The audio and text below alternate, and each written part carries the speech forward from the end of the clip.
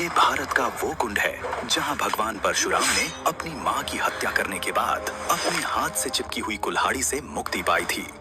ये कथा है महान ऋषि जमदग्नि और उनकी धर्मपरायण पत्नी रेणुका की।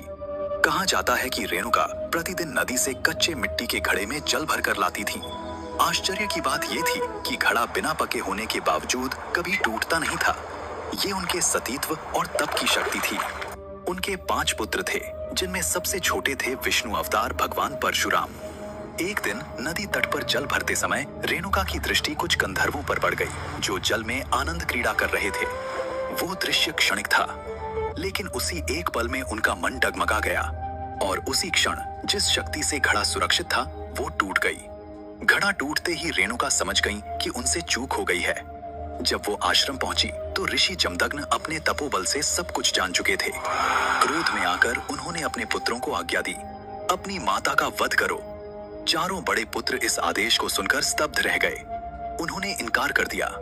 ऋषि का क्रोध और बढ़ा और उसी क्षण चारों पुत्र पत्थर में बदल दिए गए। अब केवल एक पुत्र शेष था, परशुराम। उन्होंने इसे व्यक्तिगत निर्णय नहीं बल्कि पिता की आज्ञा और धर्म माना।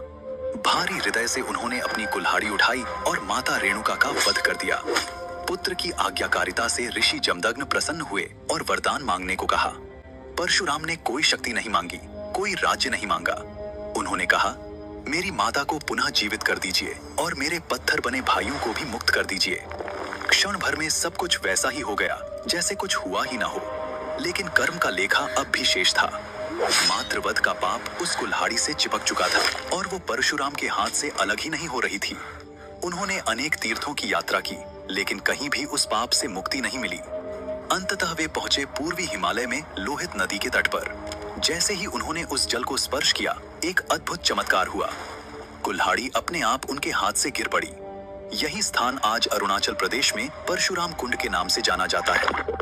आज भी हर वर्ष मकर संक्रांति पर हजारों श्रद्धालु यहाँ स्नान करते हैं, इस विश्वास के साथ कि जैसे इस कुंड ने भगवान परशुराम को पाप मुक्त किया, वैसे ही उनके जीवन के दोष भी यहाँ धुल जाते हैं। यदि आप भगवान परशुराम के भक्त हैं तो कमेंट में जरूर लिखें, जय परशुराम।